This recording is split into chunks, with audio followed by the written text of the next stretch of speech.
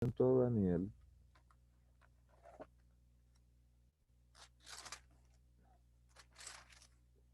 Tan interesante el libro de Daniel. Daniel capítulo 4.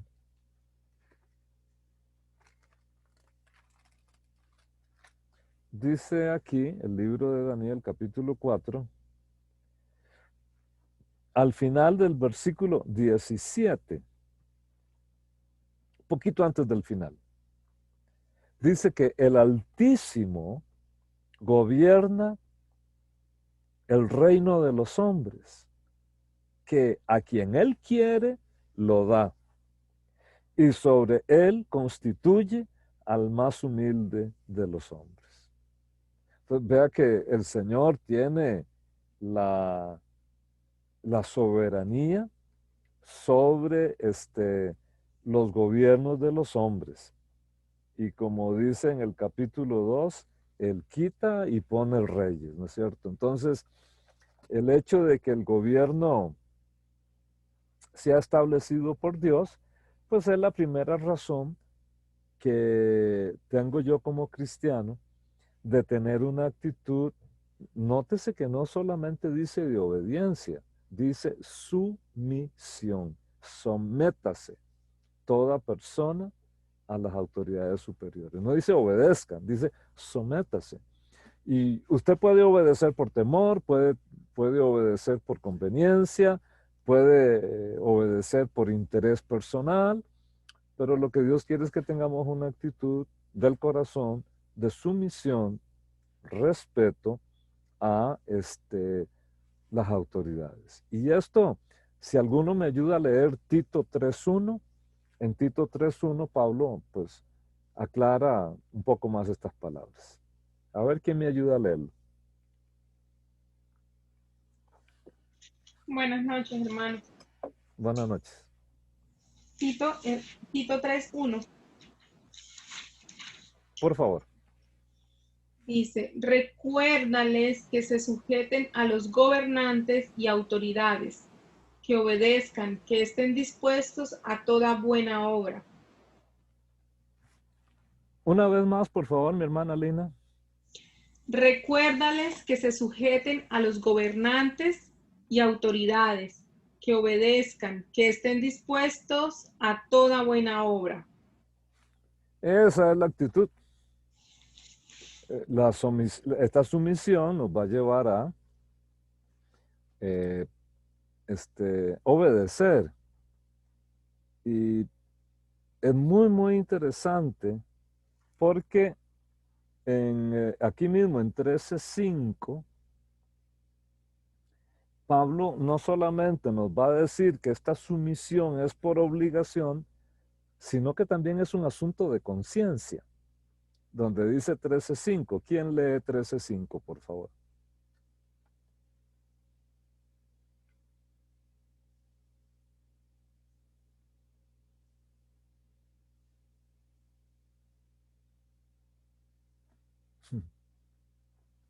Quien sea.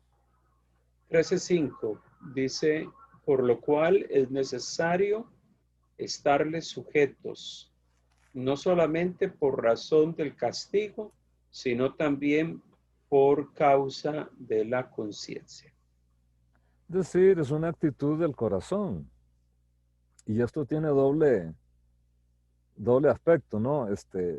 Por conciencia mía delante de Dios, yo voy a obedecer y respetar a mi gobierno, pero al mismo tiempo, mi conciencia es el límite de lo que debo obedecer. Porque, ¿qué pasa si el gobierno me dice a mí, y ahorita vemos eso, pero qué pasa si el gobierno me pide que yo haga algo que va en contra de mi conciencia? Incluso hasta en la legislación de los Estados Unidos, por ejemplo, eso es muy fuerte, ¿verdad? Por objeción de conciencia, y la Constitución le permite a la persona alegar eso, ¿verdad? Es interesante este tema. Ahora, entonces, la primera razón por la que yo tengo que someterme a la autoridad superior es Dios así lo dispuso y esto viene de Dios. Pero en segundo lugar, si volvemos a leer los versículos, Romanos 13, versículos 3 y 4, Miren otra vez estos versículos. Los magistrados no están para infundir temor al que hace el bien, sino al malo. ¿Quieres pues no tener la autoridad? No temer la autoridad. Haz lo bueno y serás alabado por ella, porque está al servicio de Dios para tu bien. Pero si haces lo malo, teme, porque no en vano lleva la espada, pues está al servicio de Dios para hacer justicia y para castigar al que hace lo malo. ¿Por qué tengo que obedecer al gobierno? Porque es justo delante de Dios. Simplemente. Ahora, vea lo que dice ahí. Dice que no todos llevamos espada. Eh, Creo que hubo un momento de la historia de todos nosotros aquí en Centroamérica y Panamá, sobre todo en el siglo XIX para atrás, donde todo aquel que tuviera algo de recursos podía tener su arma, su espada, poco después su arma de fuego, ¿verdad? Y hay culturas y hay sociedades como la sociedad norteamericana, donde es un derecho constitucional que cada ciudadano puede tener las armas que quiera. Y en la buena doctrina de ellos, tal como ellos mismos me han dicho, mis amigos, estoy protegido, dicen ellos, por la Constitución, hasta defenderme de mi propio gobierno, si yo tengo que defender mi casa. Claro, cuando llegue el gobierno con todo su ejército, la Guardia Nacional, ¿quién va a aguantar eso, verdad? Pero esa es la mentalidad de estos hermanos, de esta gente. Ahora piensen, por favor, qué matazón sería si todo mundo tuviera su espada, por decirlo así.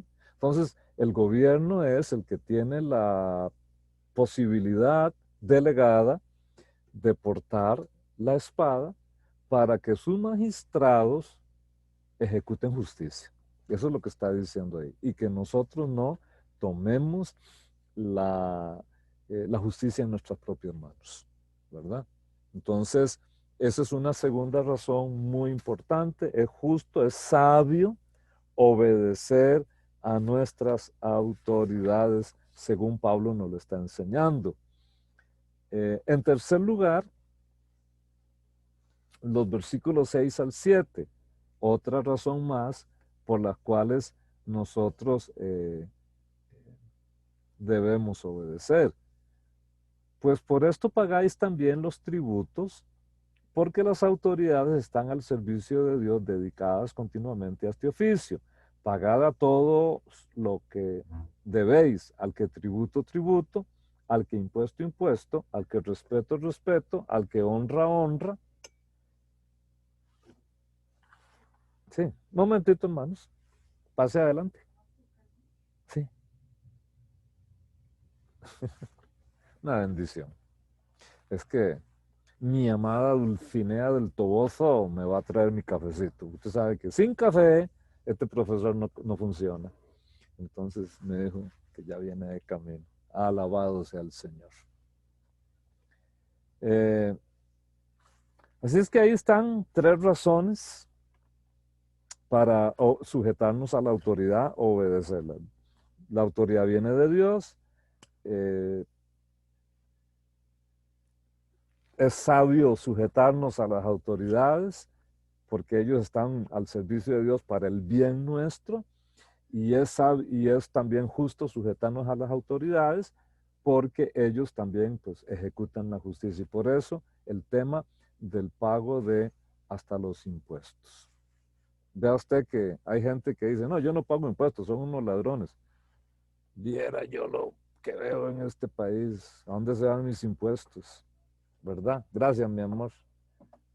Tanto de pagar y las carreteras tan malas que tenemos aquí. Pero bueno, no tengo que quejarme, tengo que dar mi mejor aporte para mi país para que podamos hacer lo justo. Pero, ¿qué pasaría si este gobierno, pues siempre todos los gobiernos, ¿verdad? Tienen sus cosas, pero ¿qué pasa si este gobierno o cualquier gobierno quiere exigirnos a nosotros que vayamos en contra de nuestra conciencia? Ahí es donde nosotros como cristianos tenemos que tomar una postura pacifista, Y yo no me puedo imaginar un montón de cristianos agarrando leños y garrotes, agarrando a la pobre policía en una manifestación. Creo que nosotros podríamos hacer una manifestación pacífica. No sé, Gustavo, si vos estabas, cuando hace muchos años hicimos una manifestación pacifista en la ciudad de Grecia. Y yo me fui y hablé con el jefe de la policía de la ciudad y él, mire, fue algo bellísimo. Él acordonó calles y comenzamos a desfilar. Venían hermanos de diferentes iglesias del país y todos andábamos con unas pancartas que decían: marido, ama a tu esposa. Esposa, trata bien a tu marido. Di no a la desobediencia. Hijos, respeten a sus padres. Eran pancartas así. Y viera que la gente no cristiana se detenía en las aceras al ver dónde íbamos nosotros desfilando con esas pancartas, y más bien la gente aplaudía, porque a la gente le gustaba, decía: oye, qué buen mensaje. Estos son unos locos, estos evangélicos, ¿verdad? Pero qué buen mensaje. Eso fue una manifestación pacífica, una manifestación de un mensaje moral y de un mensaje sanador para nuestra ciudad. Eran aquellas locuras que hacíamos en la juventud. Parece que ahora ya estamos viejos y entonces no hacemos esas cosas, pero en aquel momento, mira qué belleza. Y bueno, desde esa vez el jefe de la policía, que ya está retirado, está pensionado, es un viejillo que tenemos muy bonita relación porque él nos apoyó montones. Y no sé si en Naranjo hicimos eso mismo, pero en otras ciudades sí lo logramos hacer. Así es que la iglesia tiene mucho que dar, mucho que dar. Y como ciudadano cristiano, pues ni modo, a pagar impuestos, a obedecer, pero se los están robando. Sí, pues yo tengo que pagarlos. No me queda más, tengo que pagarlos. Es una situación de conciencia. Pero, ¿cuáles son los límites que vamos a encontrar aquí mismo en este pasaje sobre el gobierno, sobre la obediencia a la autoridad? Porque Pablo lo establece, ¿verdad? Y vea qué interesante lo que dice en el versículo 7, que ya lo leímos: pagad a todos lo que debéis, al que tributo, tributo, al que impuesto, impuesto, al que respeto, respeto, al que honra, honra, al que honra, honra. Interesante. Aquí hay de alguna manera, una pista, algo un poco difícil de llegarle de primera mano, pero aquí hay un eco de unas palabras de Jesús. Este versículo 7, al leerlo, ¿alguno de ustedes recuerda un pasaje del Evangelio que se parezca a esto? Escúchenlo otra vez. Pagad a todo lo que debéis. Al que tributo, tributo. Al que impuesto, impuesto. Al que respeto, respeto. Y al que honra, honra. ¿A qué le suena eso? Dad al César lo que es de César y a Dios lo que es Exactamente, de Dios. exactamente, exactamente. Ahí Pablo nos está insinuando algo que nos hace pensar que hay cosas que yo le debo al gobierno y hay otras que se las debo solo a Dios. Que yo debo respetar al gobernante, al emperador, al rey, al presidente, al alcalde de la ciudad, al gobernador, que por eso pago mis impuestos, aunque a veces he pensado que qué barbaridad, entre uno le mejora la casa, entonces tengo que pagar más impuestos porque mejoré la casa, en lugar de que ellos sean los que me paguen a mí por el esfuerzo tan gigantesco de mejorar la casa. Pero bueno, ahí están las leyes, ¿no? Pero lo que yo no le puedo dar al gobierno es la honra o la adoración que solo se la puedo dar a Dios. Por eso el apóstol Pedro dice algo muy parecido a esto, y vamos a ir a Primera de Pedro.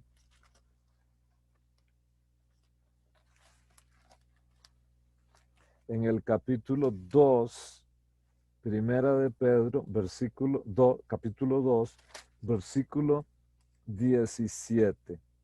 A ver quién me ayuda a leerlo, por favor.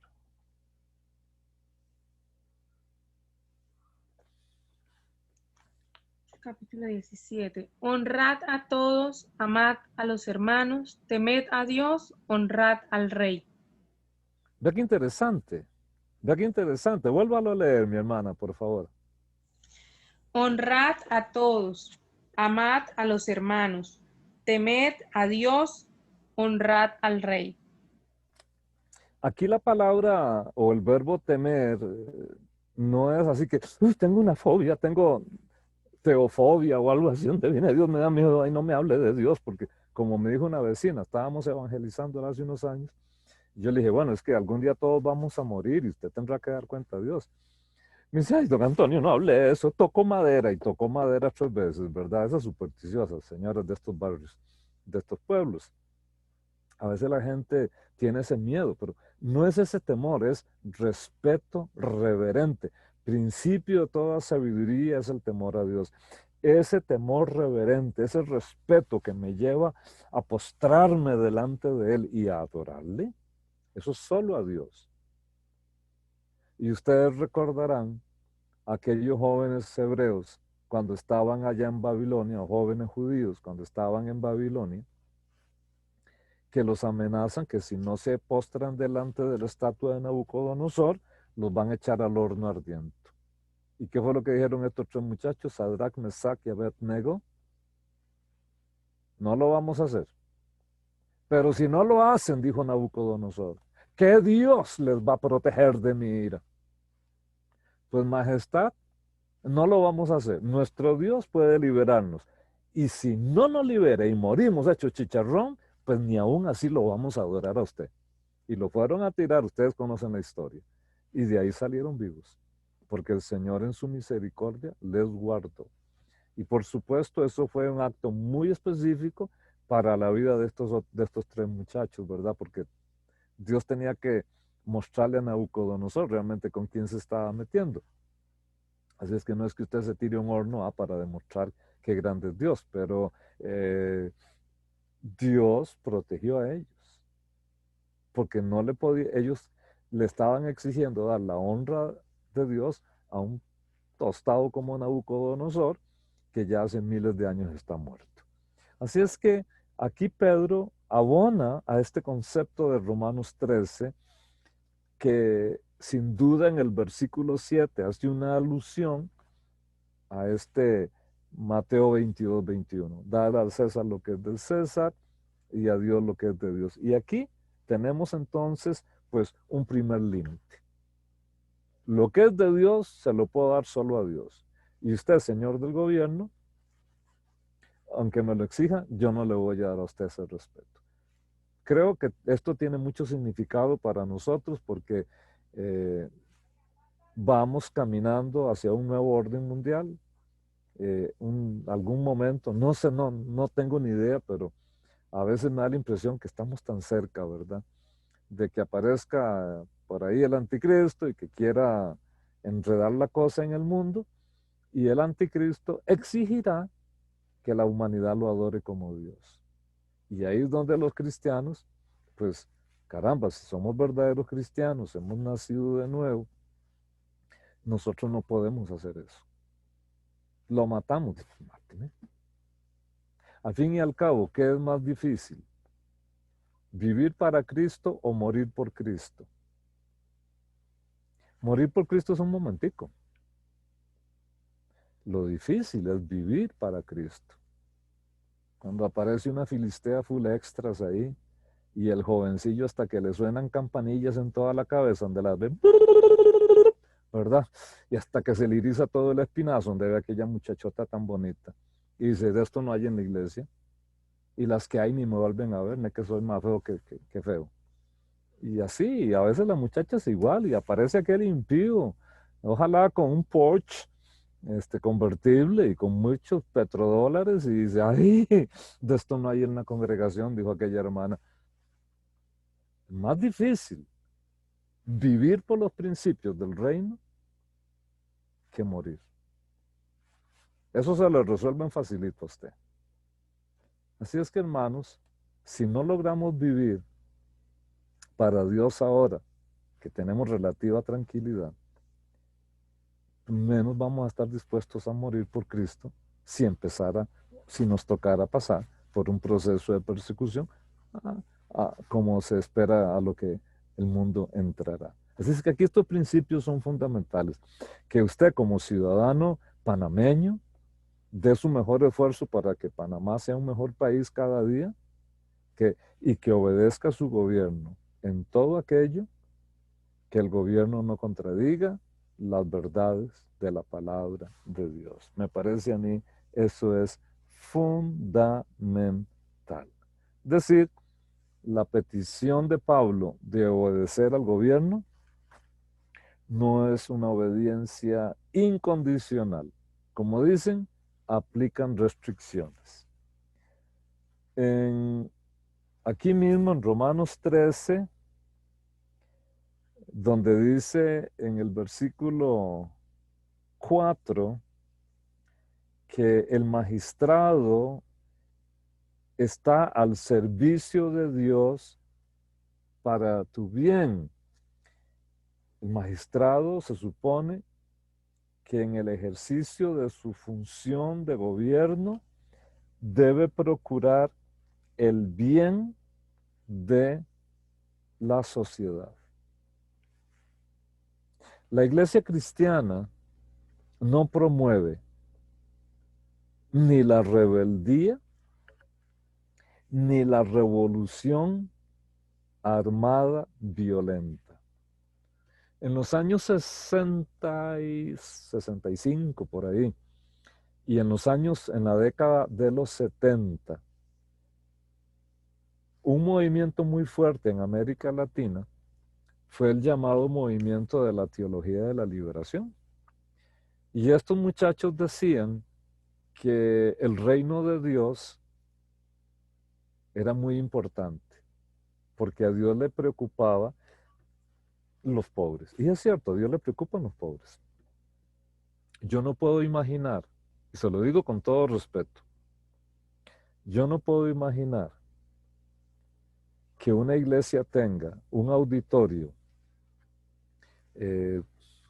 vamos a decir algo bien loco, para 100,000 personas, donde llegan solo Mercedes, Benz, Audi, Porsche, Discovery, de la Land Rover y todo, así, gente de mucho dinero. Y por supuesto llegan Antonio Siles ahí en su carrito humildito chiquitico, ¿verdad? Y otros en bicicleta, porque siempre hay. Y que a la par de esa gran edificación hayan barrios marginales pobres donde la gente se está muriendo de hambre y que los hermanos estos ricos que entran a ese lugar no hagan nada por eso. Yo creo que si existe iglesia, la iglesia debe procurar el bien de los necesitados. Y en estos momentos de pandemia es cuando más la iglesia puede hacer presencia. Obviamente, solamente en esos casos es que yo he deseado, se los digo con todo corazón, cuando he deseado ser el pastor de una iglesia de 10,000, es cuando uno dice, caramba, una iglesia de ese tamaño, ¿qué no podrá estar haciendo en este momento por gente necesitada? Pero bueno, hay que jugárselo con lo que tenemos. Si lo que tenemos son 30, pues con los 30 que tengo, vamos a ver qué podemos hacer, ¿verdad? Y ayudarnos entonces entre nosotros mismos. Y si podemos, pues dar un aporte a aquellos que no tienen la misma suerte o bendición de tener arroz y frijoles y una latita de atún en su despensa, ¿verdad? Entonces, esa generosidad que es propia que Dios quiere es lo que tiene que estar. Pues el gobierno, se supone que el gobierno debe procurar el bien de la ciudadanía. Esa es la razón de ser del gobierno. No solamente para que podamos vivir bien, y por eso es, sino que la gente esté bien. Y es la razón por la que el gobierno no, nosotros debemos obedecer y respetar a nuestros gobernantes. y hasta el punto de sostenerles en oración. ¿Recuerdan lo que dice 1 Timoteo 2? Creo que el versículo del 1 al 3. ¿Quién me ayuda a leerlo, por favor?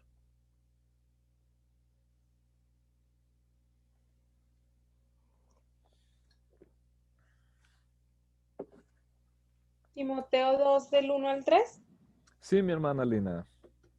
Exhorto ante todo a que se hagan rogativas, oraciones, peticiones y acciones de gracias por todos los hombres, por los reyes y por todos los que están en eminencia, para que vivamos quieta y reposadamente en toda piedad y honestidad. Mire qué tremenda bendición y qué gran responsabilidad. Estar orando por nuestros gobernantes para que vivamos bien. Hace por lo menos un par de años hemos estado orando en la iglesia para que el Señor desarme todas las bandas organizadas y que salgan todos los negocios fraudulentos aún del mismo gobierno. Y vieran ustedes el montón de cosas que se han destapado. Yo le decía a un pastor, yo no sé si sentirme culpable o qué, porque cada vez que oramos, se destapa algo, ¿verdad?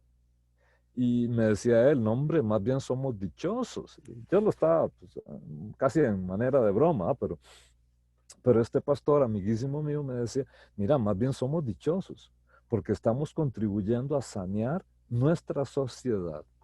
Y entonces con más ganas le estamos metiendo, ¿verdad? Señor, saca a la luz cosas fraudulentas. Sana, por favor, nuestra Asamblea Legislativa, sana Casa Presidencial, sana los ministerios. Por favor, Señor, ten piedad de este país. Porque tras que estamos mal, países pobres, que es que en vías de desarrollo, pero nunca nos dejan desarrollarnos, ¿verdad? Con la represión de los grandes imperios económicos, que vean el ejemplo de las simples vacunas, ¿no? ¿Por qué se pelean y por qué tratan de cerrarle las puertas a países del tercer mundo que desarrollen sus propias vacunas? No, hombre, porque entonces Pfizer, Abbott y cuantos compañías farmacéuticas transnacionales no van a seguir ganando lo que ellos ganan y venden las vacunas al precio que quieran, que nosotros los vamos a seguir comprando. Mientras que si nosotros pudiésemos producir algo a un bajísimo costo, pero que sea efectivo, entonces todo eso tiene un montón de componentes legales que es una barbaridad.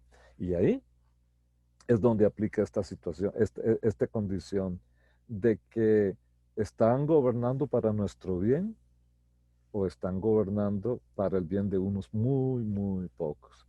Entonces, no se trata de que nosotros vayamos a hacer una revolución contra eso, amada, pero sí podemos hacer una revolución espiritual, una revolución de amor y una revolución en oración para que estas estructuras perversas puedan caer y que se generen estructuras realmente buenas y positivas.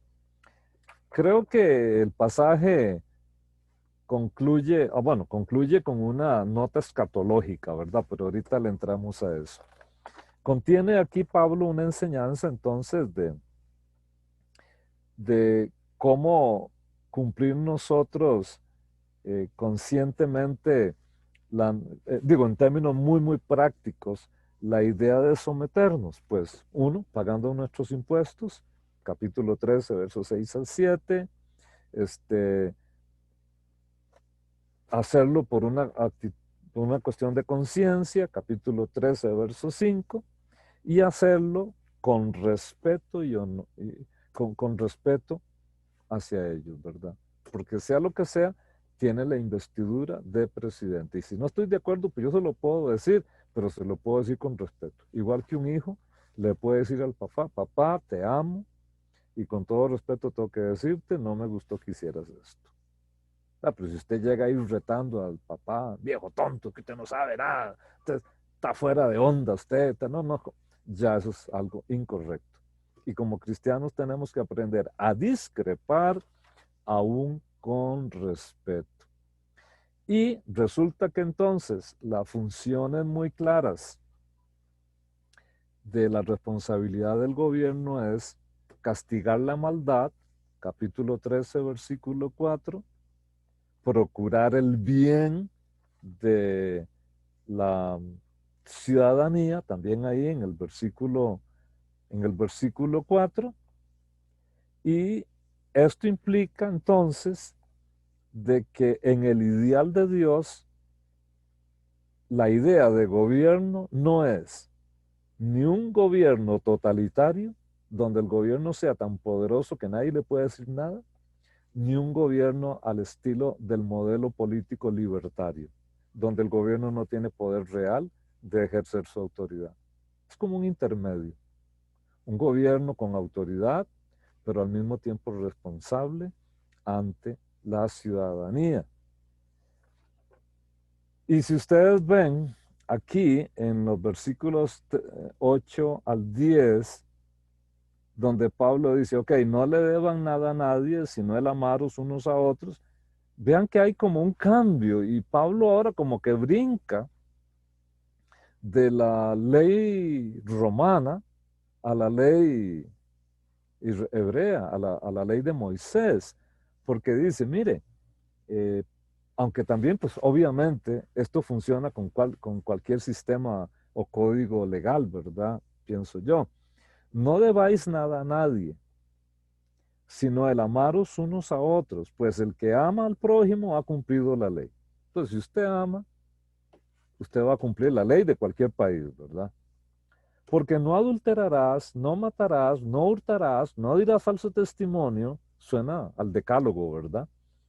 No codiciarás y cualquier otro mandamiento, en esta sentencia se resume, amarás a tu prójimo como a ti mismo. El amor no hace mal al prójimo, así que el cumplimiento de la ley es el amor. Y aquí me da la impresión de que si bien es cierto, Pablo está muy conectado con el cumplir la ley de la República Romana, también está muy conectado con el sistema de la ley de Moisés, que es el tema que él ha venido desarrollando, desde luego, a lo largo de todo Romanos. Y en ese punto, donde al final él nos deja contra la espada y la pared, en el sentido, o sea, que nos deja clavados, ¿verdad? No hay opción, no tengo opción, es sí o sí. ¿Y cuál es el sí o sí? Tenemos que obedecer por amor. No por miedo a que me van a meter a la cárcel, no por miedo, sino por amor. Hace pero muchos años atrás, estando mi hijo mayor, bien pequeñito, no se dio cuenta que unos tíos de él andaban comprando billetes de la lotería, ¿verdad? La gran lotería de Costa Rica, con los millones que usted puede ganar. Y entonces, mi hijo, yo iba con él a algún lugar a predicar.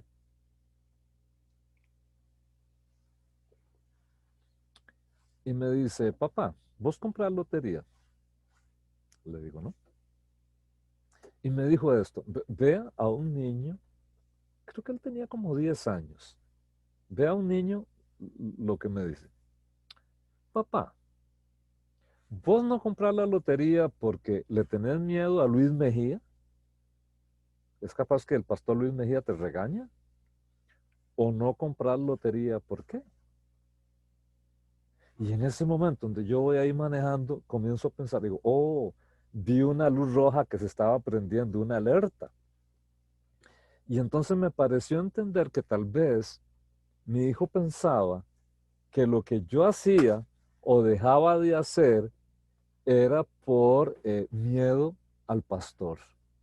Y entonces yo comencé a explicarle que lo que yo hacía o lo que no hacía no era por miedo al pastor, aunque amo profundamente al pastor Luis Mejía y le admiro y le quiero y he tratado de obedecerle a él en todo lo que yo he podido.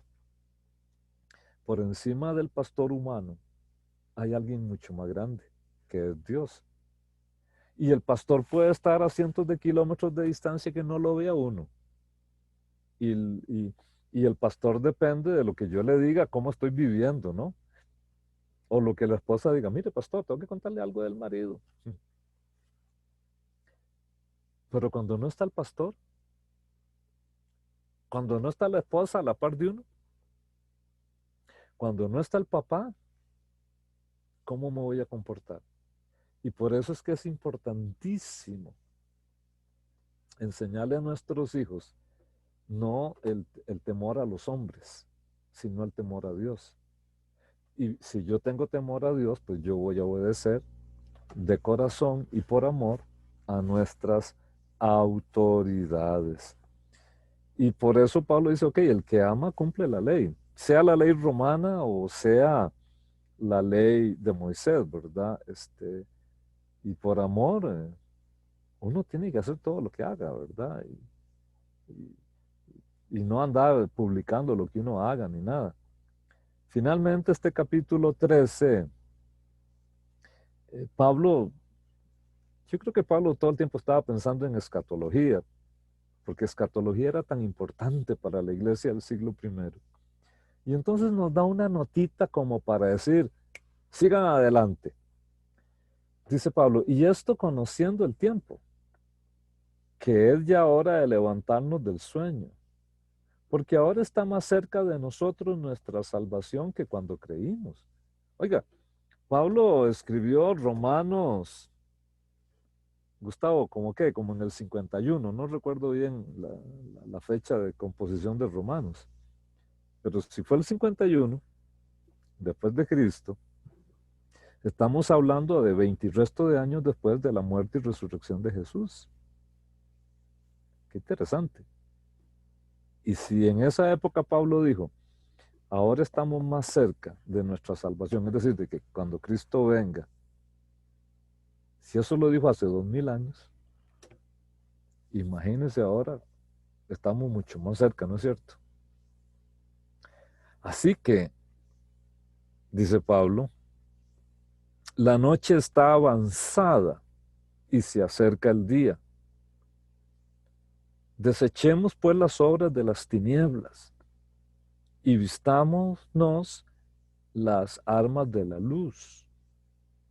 Andemos como el de día, honestamente, no en glotonerías y borracheras, no en lujurias y libertinaje, no en contiendas y envidia.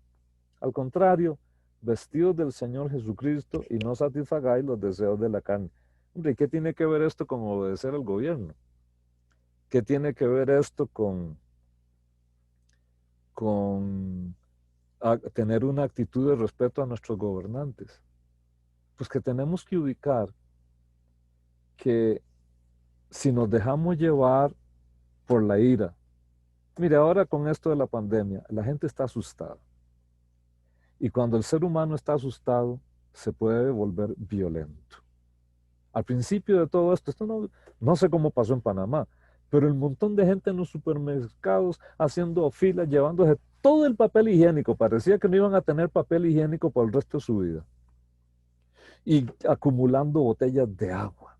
Y no se sabía ni cómo, pero aquella angustia y a veces hasta violencia, porque yo quiero llevar y el otro también quería y tal vez solo habían 2 tarros de agua y entonces yo los quería los 2, pero el otro quería. Y en lugar de pensar, bueno, lleve usted uno y yo llevo otro, se estaban peleando en un supermercado 2 hombres adultos que tal vez en otras circunstancias eran personas honorables, respetuosas, buenos vecinos, pero que se estaban transformando en animales por el temor.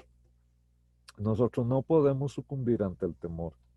No podemos sucumbir ante la presión y la desesperación. Por eso Pablo dice, andemos como de día y no nos metamos en los enredos que la gente del mundo se mete. Glotonerías, ese desenfreno por comer y comer y comer y vienes y vienes y vienes y beneficios, beneficios, beneficios, las borracheras, ¿verdad? Que no hay ni que explicar qué es eso. No en lujurias, esta sociedad nuestra tan cargada de lo sexual y fuera lo sexual en el matrimonio, alabado sea el Señor, pero es lo sexual fuera del matrimonio y buscando cualquier alternativa. Mire, hasta vi una noticia de una gente ahí que son vegetarianos que adoptaron como hijo una cebolla de brócoli, no sé si será cierto o no, porque a veces no hay que creer todo lo que salga ahí, pero gente que se quiere casar con un caballo o con un animal. Y los animales son los que los cazan, ¿verdad? Pero los están haciendo. Así es que no tenemos que sucumbir para caernos en eso. Y sobre todo con el gobierno, contiendas y envidia, nada. Ahora, esto no quiere decir que si el gobierno no actúa honestamente, que yo tenga necesariamente que obedecerle en todo, porque esta no es la última palabra. Y termino con esto, por si el hermano Gustavo quiere aclarar más o hacer preguntas. Capítulo 13 de Romanos, perdón, de Apocalipsis, habla igual del gobierno, solo que aquí, en el momento histórico que Pablo está hablando, el gobierno está para el beneficio de la ciudadanía. En el capítulo 13 de Apocalipsis, el gobierno imperial es una bestia salvaje, perseguidora del todo el bien de Cristo y de la iglesia, y a esa bestia la iglesia no tiene que obedecer, más tiene que resistir. Habiendo dicho esto, quisiera saber, Pastor Gustavo, si usted tiene alguna cosa también que agregar. Bueno, sería interesante si hay alguna pregunta en medio de la temática que pueda estar surgiendo. Podemos aprovechar para hacerla. Algún detalle del pasaje que pudiese surgir alguna inquietud o algún comentario de parte de alguno de nosotros. Bueno, yo sí tenía una. Nosotros tenemos unas amistades en Nicaragua, tenemos amistades en Venezuela, y ellos nos cuentan cómo la comunidad no cristiana actúa de ciertas maneras, de ciertas formas, reclamando ante la tiranía de sus presidentes y de sus gobernantes. Y vemos también a una comunidad cristiana que adopta las mismas costumbres en medio de la euforia que hay en la gente que no conoce del Señor, y en medio también de la situación que se vive como, en este caso, como sociedad, y los cristianos comportándose de la misma manera como se comporta el mundo.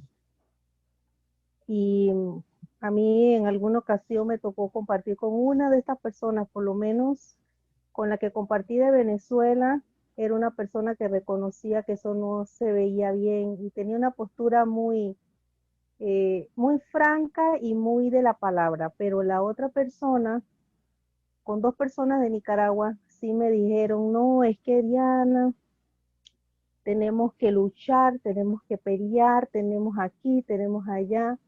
Me rellenaban los celulares con videos de pastores que dice que iban a reclamar y que habían muerto, se habían metido a sus casas, y todavía venían y me decían que yo tenía que orar. Me pedían oración para que en medio de la mala actitud que tuvo ese líder o esa persona cristiana, ¿verdad? Porque era en contra de todo lo que el gobernante y las autoridades habían dicho. Esas fueron las últimas situaciones que hubieron en Nicaragua. Me decía: oren, oren. Entonces a mí me mandaban esa información, y ella me decía: por favor, ora, porque el fulano, el mengano, el líder, el tal cosa, el tal cual, necesita oración, porque él se estaba defendiendo, porque él estaba pidiendo justicia. Por favor, ora. Y yo, la verdad que yo pude soportar algunas que otras que me dijo, pero en algún momento yo le mencioné que yo no me sentía bien. Yo no me sentía bien. Primeramente, que me manden esos videos, que eran videos muy duros, muy fuertes. Y en segundo lugar, ponerme a orar por circunstancias que no estaban bien, la verdad, no estaban bien. Porque yo, la verdad, yo pedía una explicación. Yo le pedía a mi amiga: por favor, explícame bien lo que está pasando. Y cuando me explicaba, yo también se lo compartía a Gustavo, y yo me sentía muy mal. Entonces, cuando la abordé, a la persona no le gustó, porque prácticamente ella lo que estaba deseando era que se me ponga del lado de la injusticia que le estaban haciendo, a todas las personas y en especial a los hermanos cristianos allá en Nicaragua que se estaban prestando para hacer justicia, pero la justicia llevada de una forma totalmente incorrecta. Entonces, nuestro país, Panamá, no ha vivido algo tan fuerte. Tuvimos un tiempo cuando estuvo el señor Noriega, vivimos muchas circunstancias, sí, pero fueron temporadas, bueno, duras a nivel económico, a nivel social y todo lo demás. Pero no hemos tenido lo que otros países, en este caso, han durado pues en tiempo de como una dinastía, ¿verdad? Y han pasado los años y todavía siguen siendo esos países, pues en este caso sus gobernantes siendo opresores, ¿verdad? Eh, ¿Cuál debe ser nuestra actitud? Pues la hemos visto ahora que se expuso en la palabra, pero no sé qué palabras aparte de las que pudimos, bueno, en este caso con lo que le menciono, más lo que puede venir o lo que estamos confrontando, o tenemos familia en estos países también, los que estamos aquí conectados a esta llamada y que aquel Señor nos llama, pues nos llama a orar y nos llama a alentarnos unos a otros, pero no sé qué otra cosa más usted quisiera aportar al respecto. Bueno, en primer lugar, gracias Diana. Es una inquietud súper válida y tenemos que actuar o responder desde lo que son los principios del Evangelio, ¿verdad? Y Jesús nunca nos ha llamado a nosotros a la opción armada, que eso es una perversión de la doctrina cristiana. Como les dije antes, en América Latina hay comunidades cristianas gigantísimas a la par de favelas, a la par de zonas marginales, a la par de barrios. Y yo me enteré en algún momento aquí en mi país de una comunidad de estas que es una de las más grandes que hay en este país y personas, unos viejecitos que asistían a esa iglesia, con el paso del tiempo se quedaron sin trabajo, ya viejitos, y el viejito tenía que para sobrevivir ir a cuidar carros a la calle, ¿verdad? Y ahí le daban sus, ¿cómo se dice? Ofrendas, no, ¿cómo que dice? Bueno, ahí le echaban una propinita, ¿verdad? Por cuidar. Y un día el viejito se enfermó y ya nadie, él no podía ir a cuidar carros, entonces alguien se dio cuenta y me dijo a mí, me dice, pastor, usted como pastor, usted no me ayudaría, estoy recogiendo una ofrenda para estos viejitos. Le digo, ¿dónde se congregan? En tal iglesia. Le digo, ¿y qué pasa? Pues ahí ni saben que ellos existen, ¿verdad? Digo, ¿dónde está la sensibilidad? Hay un montón de aspectos que considerar, ¿verdad? ¿Qué tan miembros eran? Que si los conocían, que si no los conocían, etcétera, etcétera. Pero mi idea en principio es que el Evangelio tiene que transformar la sociedad y la iglesia como rostro del reino de Dios en la tierra tiene que marcar una diferencia. Ahora, en estos países, los procesos políticos de Nicaragua y de, por ejemplo, Venezuela, en mayor, como lo fue Cuba, ¿verdad? Son gobiernos totalmente contrarios a la verdad de Dios. Y por eso ellos han llegado con un mensaje muy populista. Nosotros somos el pueblo. Y cuando llegan al pueblo, arriba, años después, creo que todos en América Latina hemos sido testigos de las fortunas que amasaron estos hombres y sus familiares. Y por eso no quieren soltar, ¿verdad? Porque están alimentándose de la riqueza del pueblo y luego tratando al pueblo con maldad. Y eso detona la violencia. Como cristiano, yo no soy llamado a la violencia. Aunque tal vez me diera un poco de enojo y quisiera actuar, no debo hacerlo porque eso no es lo que el Señor quiere. Pero entonces, ¿qué tengo que hacer? Además de orar, además ¿cómo se llama? Sí, de clamar a Dios porque haya paz y haya justicia. Pues caramba, desde mi propio lugar, tratar de marcar una diferencia. Es decir, si yo soy médico y trabajo en un hospital, este, hacer mi mejor trabajo, y no solamente como médico cirujano, sino eh, con la palabra de Dios. Y estoy pensando en lo que va a ser mi hija, que está terminando para ser médico cirujana, ¿verdad? Entonces, eh, las posibilidades que ella tiene para poder no solo, eh, y la he visto en acción, ¿verdad? Dando testimonio a profesores y a compañeros y hasta médicos de hospital que nada que ver con directamente con ella, pero ella los ha evangelizado y nos los ha mandado a nosotros para y darles una terapia, un apoyo en momentos de crisis, ¿verdad? Entonces, uno puede marcar una diferencia. Y en una sociedad, imagínense como lo que puede ser Venezuela, donde no hay comida, donde no hay leche. ¿Para qué gasolina si no tengo una caja de leche para darle a mis hijos? Entonces, si yo tengo algo, pues de compartir de lo que tengo y dar esperanza y dar ánimo y dar soporte espiritual y hacer lo que me corresponda desde mi función particular. ¿Qué pasa si yo soy un policía y el gobierno me manda a agarrar a garrotazos a aquella gente porque tenemos que reprimirlo? Mire, yo no le podría pegar a nadie así, jamás. Yo trataría es más, creo que me arriesgaría a que me den los garrotazos a mí, ¿verdad? Porque usted, mire, cálmese, por favor, tranquilo, váyase. Pero ¿cuántos policías hay que abusan la autoridad y se vuelven como animales? Que es lo que Juan el Bautista les dijo a aquellos soldados romanos, ¿verdad? Cuando ellos llegaron y le dijeron, bueno, ¿y nosotros qué? No extorsionen a nadie, no abusen de la autoridad y hagan lo que es justo. Y llegaron los cobradores de impuestos. ¿Y nosotros qué? Tenemos opción para salvarnos. Sí, nada más cobren el impuesto justo. Si el impuesto es del 10%, cobren el 10% y no le roben nada a nadie más. Entonces, son cosas muy, muy prácticas. Y lo difícil es saber qué le toca a cada cual. El maestro. ¿Cuántos maestros hay que están cansados y donde ven a los niños o a los jóvenes en los centros educativos, lo que ven es el diablo, ¿ah? Y no quieren hablar con ellos?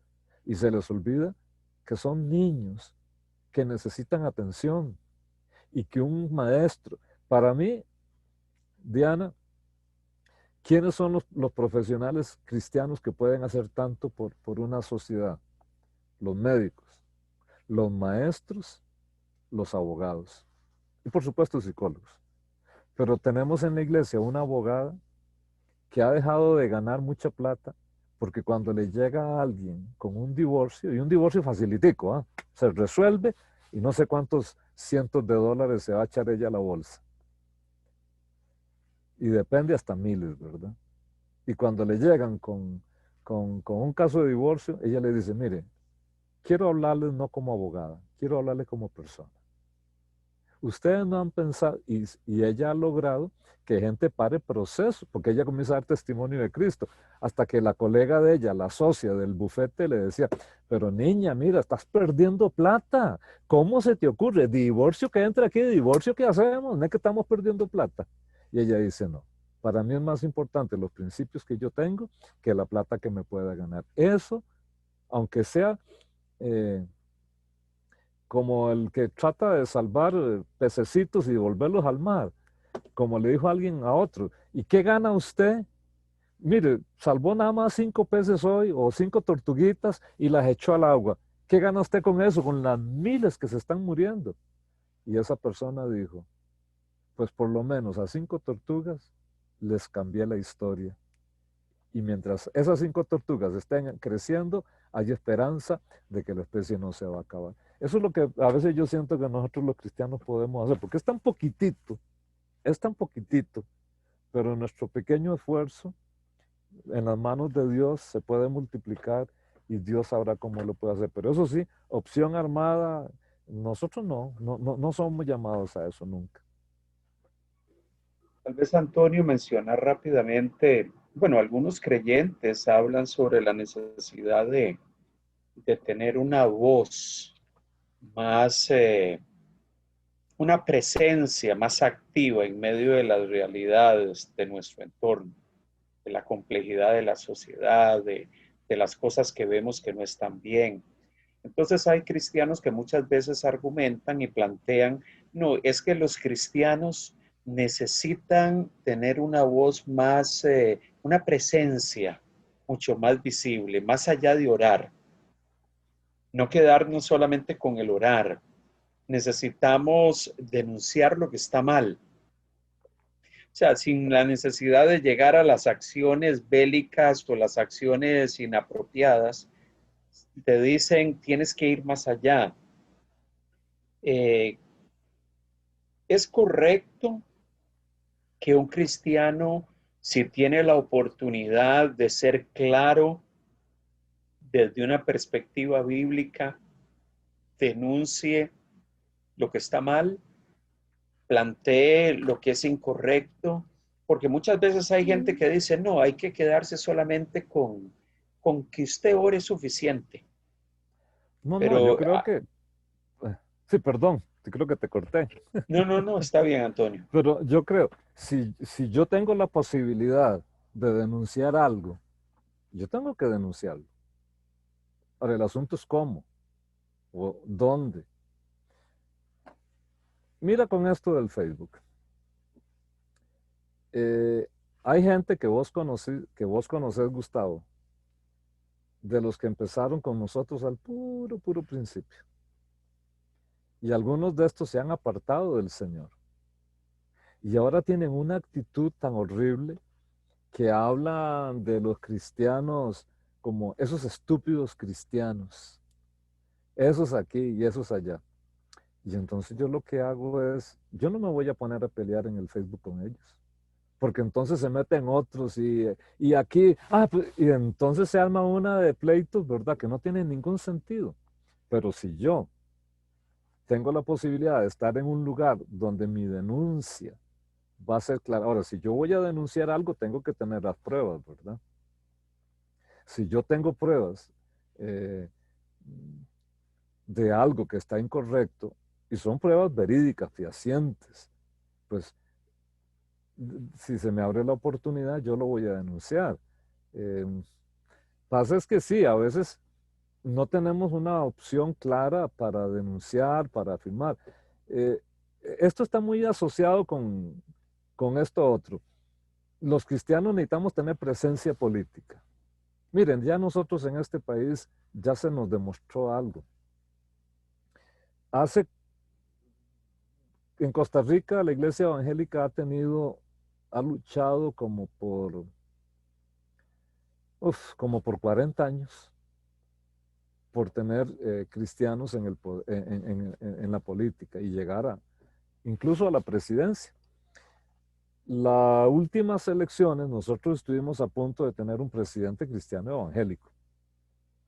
Lo que pasa es que un sector que se conoce como, ¿cómo era que se llamaba? Coalición Costa Rica, que es como el brazo activista de todos estos gobiernos populistas, tanto en Venezuela como en Nicaragua y en toda América Latina en realidad.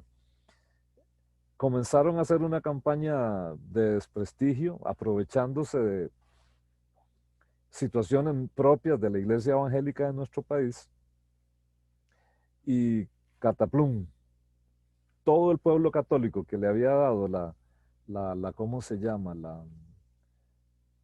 Casi la presidencia al candidato evangélico, los asustaron tantos, dijeron, si llega este pastor al poder, cierra las iglesias católicas, se prohíben las misas, y comenzaron a hablar tanto que entonces la gente católica dijo, oh no, y votaron por el otro. Y ahora los católicos están que no aguantan, ¿verdad? Porque el otro fue peor de lo que ellos imaginaban. Entonces, ¿qué pasó? Que el partido evangélico, que aunque no ganó las elecciones presidenciales, ganamos un número muy importante de diputados en la Asamblea Legislativa, en lugar de mantener un frente común, comenzaron a dividirse y a pelearse entre ellos. Entonces ya usted vio que lo que había ahí era una obsesión por el poder. Incluso diputados que están en este momento, que eran de esos partidos, Ya, y lo que comenzaron a evidenciar fue que eran oportunistas y que estaban ahí con componendas con los partidos tradicionales. Entonces uno dice, usted me dice a mí, ¿usted cree que los cristianos evangélicos necesitan tener un partido evangélico? Yo le digo, no. Lo que necesitamos es que los cristianos que tengan un puesto político, aún con otros partidos, sean verdaderos cristianos y no se dejen corromper ahí. Porque si hacen su trabajo con integridad y con honestidad, van a poder denunciar lo que tengan que denunciar y van a hacer una buena gestión. El problema es que a veces la gente es, que salen denunciando no saben ni lo que están diciendo, no tienen un buen argumento, no tienen ni razón ni las pruebas reales para afirmar lo que tienen, porque es gente, yo no sé cómo se dirá en Panamá, pero aquí gente bochinchera, ¿verdad? Gente pleitera, gente incómoda, y eso no contribuye para nada. Y peor, cuando uno ve que los evangélicos que han llegado a cierto protagonismo en la Asamblea Legislativa, de ahí pareciera como que venden sus principios y sus convicciones por algún beneficio, ¿verdad? Entonces, eso a mí me ha decepcionado bastante y ya yo no considero que eso es importante, pero sí, la iglesia cristiana tiene que levantar su voz profética y la voz profética de la iglesia cristiana evangélica tiene que denunciar en los distintos foros, en las realidades, en los medios que tengamos a nuestra disposición, con respeto y con una actitud madura y con pruebas suficientes lo que está mal. Fíjate, si yo como pastor estoy atendiendo un caso y resulta que es una joven abusada sexualmente, si yo no denuncio eso ante las autoridades, yo voy a la cárcel por encubridor si eso se destapara. Eso es así, es serio en este momento, en este país.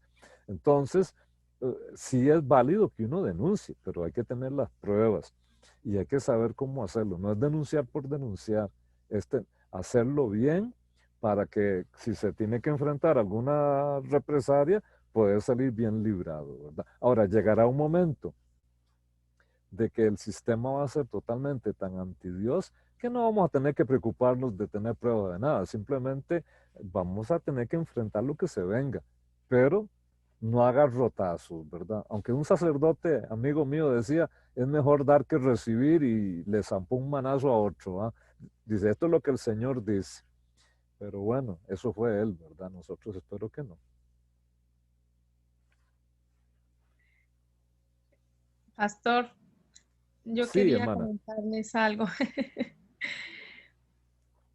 Sí, lo que quería comentarles, pues ahorita que estamos hablando de este tema, se me viene algo a la cabeza. Y es que nosotros esta semana, bueno, en mi trabajo yo recibí una invitación a participar de un webinar que había el día de hoy. Bueno, inicialmente yo lo tomé como que era una invitación y vi como de qué trataba, entonces era sobre acerca del MINSET, de tu estado emocional y mental, no sé qué. Entonces yo vi la cosa como no sé, como que no me llamó mucho la atención y dije, como que bueno, no lo voy a tomar. Y ayer nos llegó otro comunicado donde nos decía que quien no se había inscrito, que el webinar era ya hoy y que el que no estuviera inscrito, que, bueno, como amenazante, ¿no? Entonces yo dije, uy, o sea que esto es obligatorio. Entonces, bueno, yo me inscribí ayer y dije, bueno, vamos a ver de qué se trata. Porque mi jefe también como que envió un chat que pues prácticamente que era obligatorio asistir. Entonces yo, bueno, esta mañana a las 9 empezó el dichoso webinar y entonces era un coach eh, que nos iba a entrenar para que ahora que regresamos a la normalidad, a la reapertura de la empresa, aprendiéramos a manejar y a romper el círculo del miedo, ¿no? Entonces empezó una serie de cosas a explicar cómo funcionaba el cerebro, que el lado izquierdo, que el lado derecho, que cuando estábamos en modo de supervivencia, lo que se activaba, bueno, toda la parte como eh, fisiológica, ¿no? Y después empezó a decirnos, bueno, técnicas de cómo hacer romper ese miedo, para estar seguros, nos empezó a hacer ejercicios de respiración que teníamos que hacer. Pero, o sea, en realidad yo estaba allí y yo decía, pues, o sea, si yo lo veo como por un lado, o sea, muy bueno, decía yo, desde esto es como que hacer estos ejercicios, si de verdad funciona, pues buenísimo. Pero por otro lado, yo me preguntaba, ¿no? Como que, ¿será que esto va de la mano con la parte espiritual? Y entonces empecé como un momento en que se me activó algo y empecé a todo lo que decía a compararlo y a compararlo. Entonces yo decía, bueno, esto yo lo he aprendido durante este tiempo, ¿cómo rompo el miedo? Pues yo oro, no sé, hago esto, empecé como a hacer chulitos y lo que él iba diciendo una lista. Y entonces yo decía, al final quedé como con un sinsabor y yo decía, ¿por qué me obligan a tomar una capacitación en la cual yo pues desde un principio como que no estaba, ¿no? Y sentía como la necesidad de decirlo. Y entonces al final, bueno, un momento en el de que vamos a hablar y a contestar preguntas y respuestas, no sé qué. Y sabe algo, pastor, que yo hice una pregunta que en este momento no recuerdo exactamente, pero yo pregunté algo así como que yo veía muy interesantes ciertos temas, pero que no veía que en ninguna parte se hablara, porque él hablaba del ser desarrollado inteligentemente, éxito, no sé qué, bueno, diferentes campos, y yo les preguntaba, ¿y la parte espiritual en qué campo queda en porque no vi que la mencionó? El hombre jamás mencionó mi pregunta, o sea, él tomó todas las preguntas, yo decía, la mía nunca la leyó, no la contestó, y entonces yo decía, o sea, como esos envían los comentarios y solamente los ve él, ¿no? La persona que está exponiendo, esto, yo me quedé como con ese sabor y yo decía, la verdad, cuando tenga la oportunidad de hablar con mi jefe, o sea, porque aparte nos dijeron que teníamos que compartirlo, o sea, que lo que hemos aprendido hoy con los compañeros de trabajo, con los amigos, con los familiares, con no sé qué, mejor dicho, que hacer foros con los colegas del trabajo, que escribirnos y yo decía, uy, ¿esto qué es? O sea, y todo el mundo, ¿será que todo el mundo lo ve tan natural? ¿O será que yo soy la única persona que anda como con esta sensación? Entonces yo decía, en ese caso, pues, pastor, uno hay que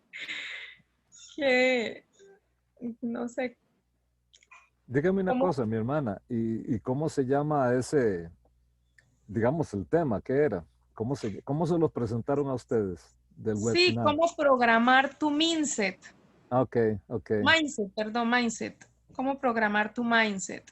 sí. Entonces, cuando yo vi, como le digo, yo vi al principio y empecé a ver que no, que rompe tus circuitos de miedo, que haz no sé qué, que las creencias, vamos a crear emociones positivas, no sé qué, así todo. Entonces, Nosotros le enseñamos a la gente de la iglesia algo. Vamos a ver si me lo puedo poner. ¿Ve? Solo que no le llamamos mindset, le llamamos cosmovisión. Cuando uno disipula a alguien, le está formando, le está mostrando cómo desarrollar una cosmovisión bíblica para enfrentar la vida. Y sí. el asunto es que así como yo veo el mundo, así yo me siento, y así como yo me siento, yo analizo a mi alrededor e interpreto y por lo tanto voy a actuar. Entonces, ¿qué es lo que está haciendo el mundo en este momento?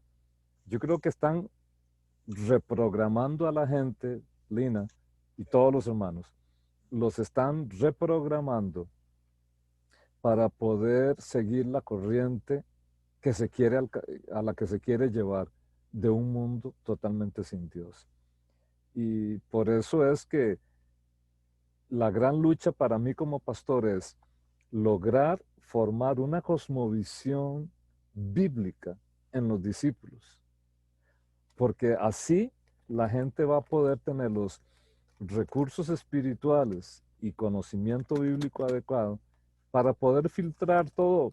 Por eso es que esto está con unos lentes rojos, ¿verdad? Si esto fuera negro, pues ve todo negro. Si es verde, todo el mundo lo ve verde. Eso es para decir que depende de cómo sea mi manera de entender, mindset, o como se le quiera llamar, así yo voy a vivir la vida. Y la Biblia construye en el discipulado una cosmovisión, y esa es la meta mía como predicador, como maestro, como pastor, formar esa cosmovisión, porque si no la gente simplemente va a estar desarrollando una superficialidad evangélica, ¿verdad? Así es que la felicito a usted, mi hermana, por tener la valentía en su trabajo de preguntar por la parte espiritual, y eso es como comer pescado. Tráguese la carnita y bote las espinas, y le garantizo que hay más espinas que otra cosa en esas propuestas. Y evalúe siempre todo, filtre todo siempre a la luz de los principios de la palabra de Dios, porque esto cada vez se va a poner más espeso, como dice un pastor aquí en el país. Muchas gracias, pastor. Y sí, Con sí, gusto. señor. Yo les agradezco y la verdad, lo que yo hice fue eso, darle gracias a Dios porque dije, gracias, Señor, porque tengo un criterio propio para poder exacto filtrar esta información que estoy recibiendo, porque era de verdad súper chistoso. O sea, él hablaba de unos rituales en la mañana, entonces decía, no, debemos levantarnos, empezar a meditar, estar agradecidos. Entonces yo decía, pues sí, yo lo hago, yo me levanto agradecida, pero con Dios de que me regaló un nuevo día de vida. Amén, amén. Así es, Nada de Sí, Feng Shui, ni nada de esas cosas, ¿no? Ni uy, así nada de es, triángulos, ni pirámides, ni elefantes, ni nada de esas cosas.